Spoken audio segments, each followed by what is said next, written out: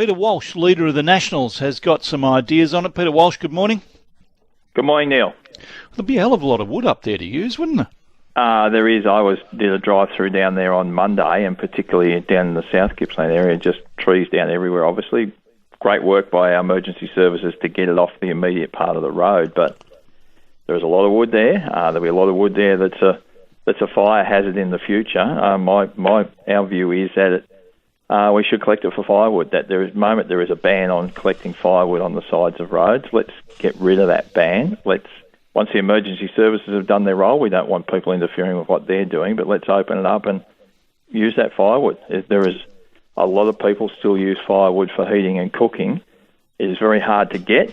There is thousands and thousands and thousands of tons of firewood there.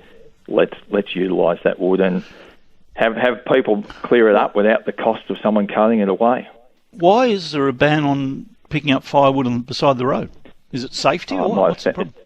Well, a bigger issue, I think, Neil, is there might be some little lizard somewhere that misses out on a log to lay underneath. Well, there is a lot of logs there now to lay underneath. So it's been an evolution, I suppose, of some of the crazy green policies we have in this state. And I think this is an opportunity to just step back and say, let's have a rethink about this and have some common sense for once. We haven't had a lot of common sense in the last couple of decades. Let's get some common sense back.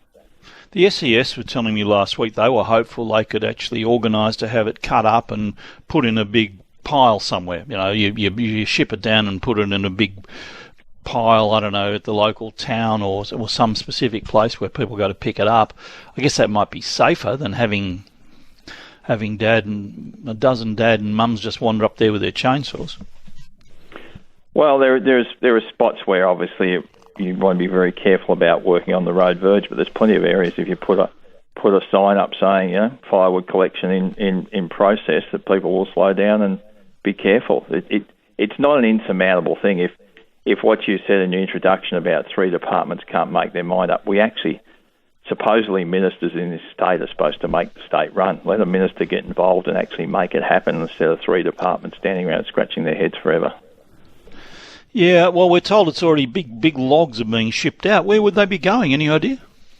As far as I know, like you've talked about, they're stockpiling them somewhere at the moment. Some of it may make saw log. Most of it will just make firewood because as it falls, it shatters, obviously. But there's got to be an easier way than what's going on at the moment. That's why we've called for a change in this roadside firewood collection rule and actually extend the firewood season, which is supposed to end at the 30th of June. It's a lot easier to cut up while it's green than waiting until it's half dry and having to deal with it then. So let's let people get out there and be part of the clean-up. We have great community spirit when these things happen. Let's use it. What's the firewood season? What does that mean? Well, there's regulations around when people can actually go into designated firewood collection points in the forest to get wood, and part of that is making sure that people aren't in there in the middle of winter when it's boggy and wet and they get stuck and someone has to go and tow them out. Yeah. But on the side of a road, there is a road there that's allowing you access, so it's a very different set of circumstances.